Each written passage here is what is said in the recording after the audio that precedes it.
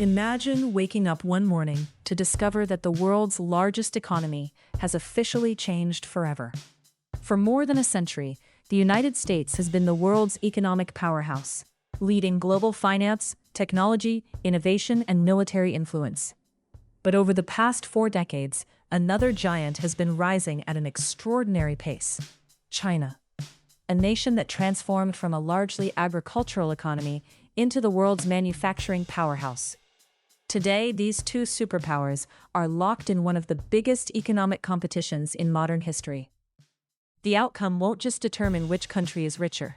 It will shape global trade, technology, jobs, investments, and even the future balance of geopolitical power. So the big question is, can China overtake the United States? Or will America continue to dominate the global economy? Let's find out. Before comparing these economic giants, let's answer one simple question. What is GDP? GDP, or Gross Domestic Product, represents the total value of all goods and services produced within a country's borders during a year. Think of GDP as the size of a country's economic engine. The larger the engine, the greater the country's ability to produce, invest, innovate, and influence the global economy. Today, the United States and China together account for a very large share of the world's economic output, making them the two most influential economies on Earth. One of the biggest differences between these two nations is population. China has a population of over 1.4 billion people, while the United States has roughly 340 million. At first glance, a larger population appears to be a major advantage. But economic strength isn't determined by population alone. What matters is how much value each person creates. That's where GDP per capita becomes important. The United States generates significantly more economic output per person than China, reflecting higher average productivity, incomes, and spending power. China's larger workforce provides enormous manufacturing capacity, while America's highly productive economy continues to generate greater wealth on a per-person basis. In other words, China has the scale, America has the productivity, and that difference defines much of the economic rivalry between these two superpowers.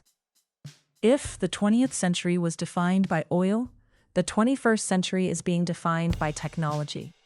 And this is where the rivalry between the United States and China becomes even more intense. The United States has long been the birthplace of many of the world's most influential technology companies. American firms have pioneered breakthroughs in artificial intelligence, cloud computing, advanced software, aerospace, biotechnology, and semiconductor design. These companies don't just generate massive profits. They shape the technologies that businesses and consumers around the world rely on every day. China, however, has rapidly transformed from a technology importer into a global innovator. Over the past decade, it has invested heavily in artificial intelligence, 5G networks, robotics, electric vehicles, renewable energy, and advanced manufacturing. Today, Chinese companies compete aggressively in global markets, particularly in electric vehicles, battery production, telecommunications equi. When people think of China, one phrase often comes to mind: made in China. And for good reason.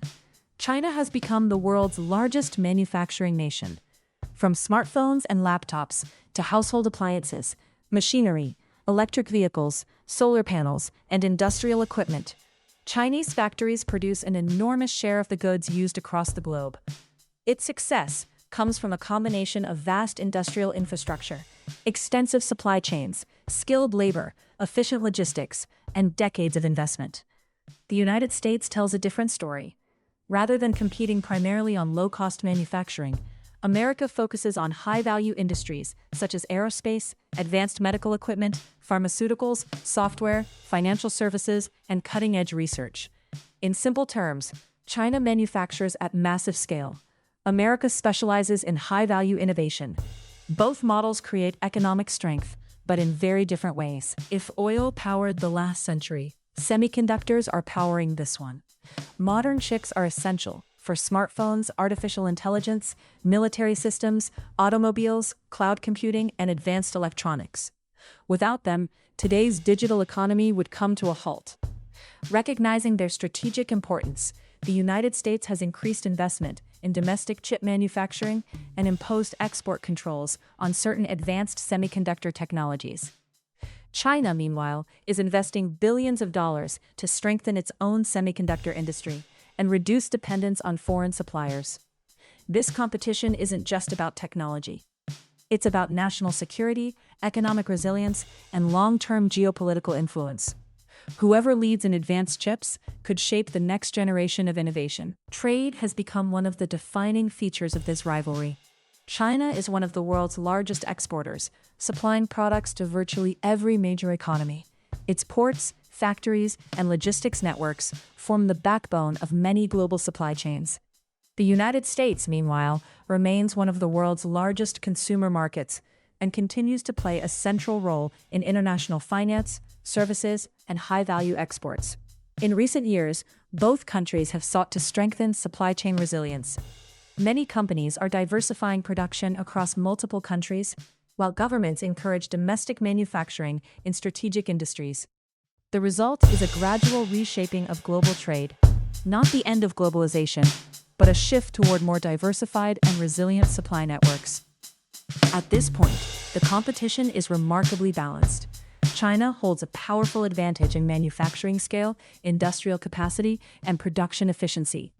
The United States continues to lead in financial markets, innovation, advanced technology, and global investment influence. So, which country is actually stronger? The answer depends on factors beyond GDP alone.